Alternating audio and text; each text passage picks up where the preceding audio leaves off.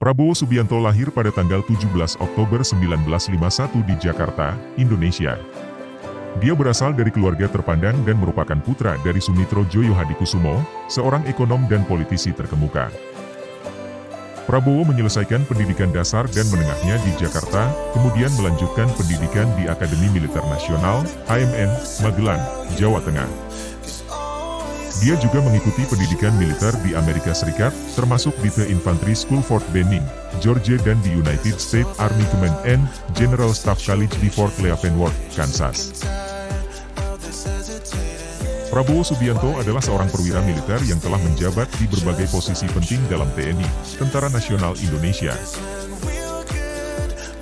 Dia pernah menjabat sebagai Komandan Batalion 32 Grup 1 Kopassus pada tahun 1982, dan kemudian menjabat sebagai Komandan Grup 2 Kopassus pada tahun 1985. Pada tahun 1995, Prabowo ditunjuk sebagai Komandan Jenderal Komando Pasukan Khusus, Kopassus, pasukan elit TNI.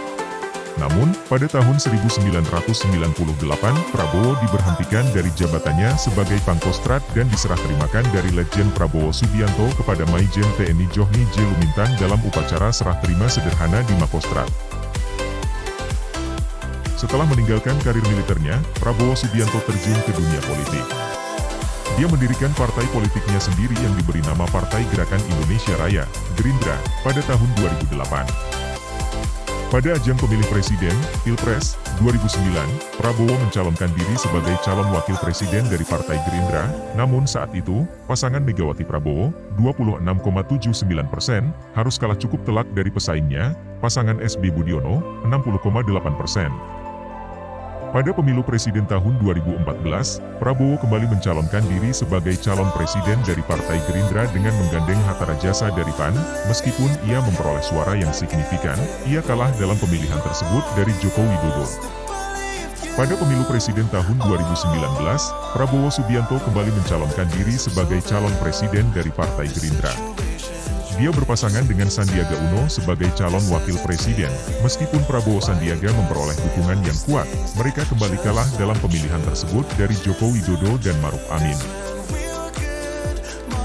Namun, setelah pemilihan tersebut, Prabowo menerima tawaran dari Presiden Joko Widodo untuk menjadi Menteri Pertahanan dalam Kabinet Indonesia Maju, yang menandai kolaborasi politik antara keduanya.